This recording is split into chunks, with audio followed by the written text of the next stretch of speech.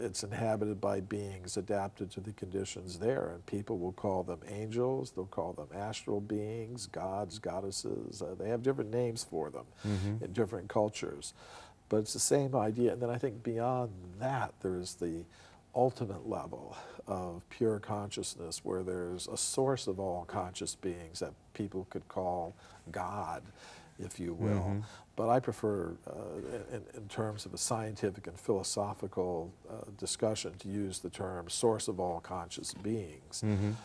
And I think ultimately that's what we're meant, that's where we began, that's where we started out.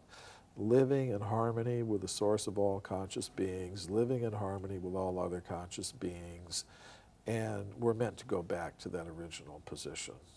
Now back to the archaeological evidence, you have a ton of amazing cases. I remember I asked you you were on a radio show, Paranormality, that my viewers are familiar with, and I had asked you, you know, what is the most striking or impressive example of, you know, evidence for the ancient antiquity of man, but there's just a lot of them. There's hundreds and hundreds of cases that you have in your book, and one of the ones that struck me as amazing was how many cases of objects like that have been found in coal, embedded in coal, like there's a gold necklace, hieroglyphics, a polished stone wall, a human skeleton perfectly preserved in solid coal, which that's got to be sediment that's going back millions of years, right?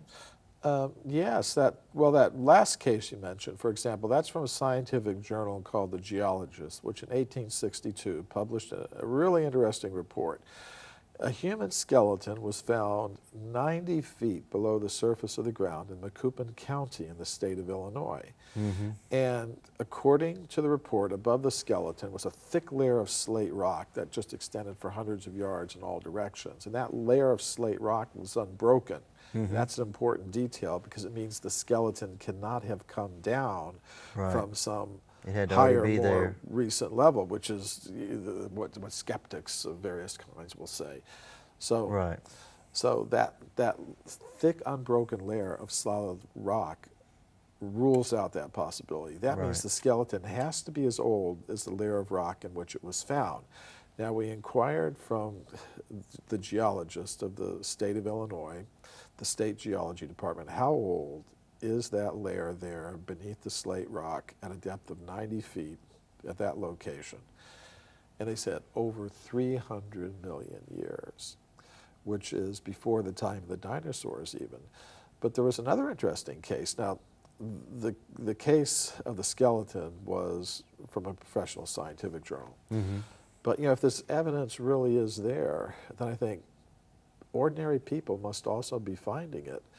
And their reports might not be in scientific journals. They might be found in ordinary newspapers. So there was a case in 1892 where in the town of Morrisonville, Illinois, there was a newspaper there, the Morrisonville Times, told of how a woman in that city, in that town in Illinois, a Mrs. Robert Culp, was putting some coal into her coal-burning stove, and it was a big piece of coal, and she broke it in half to make it fit inside, and inside she found a gold chain 10 inches long.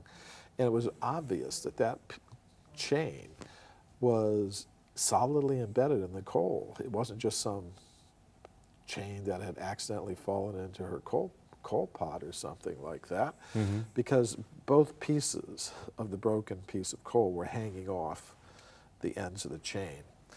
Now, from the newspaper report, we could tell what mine that the coal came from. And again, we inquired from a geologist of the state of Illinois, well, how old is the coal from that mine?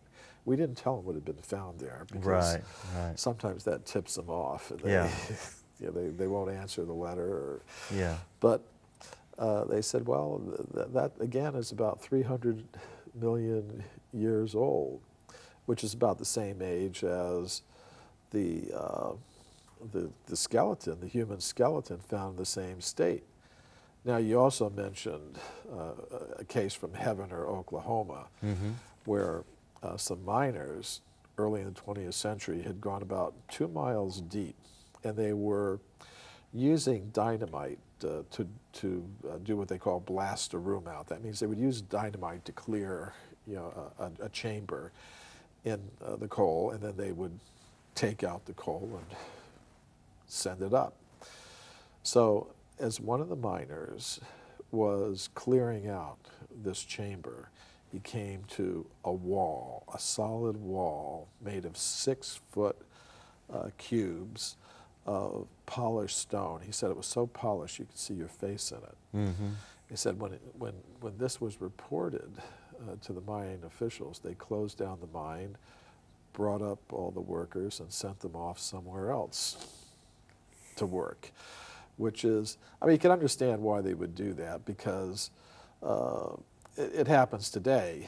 You know, if you find something, you know, if you're a developer or making a road, it's the law now that if you encounter some human remains, you got to call in some archaeologists, and you got to pay them to do studies, you know, to show, you know, that you're not going to impact anything. Okay, Michael. So, yes. We're almost at the end of our time. I really appreciate you being our guest today on Mystery Us, and we want to get you back for some more shows. And thank you for being our guest. Really happy to be here on Mystery Us.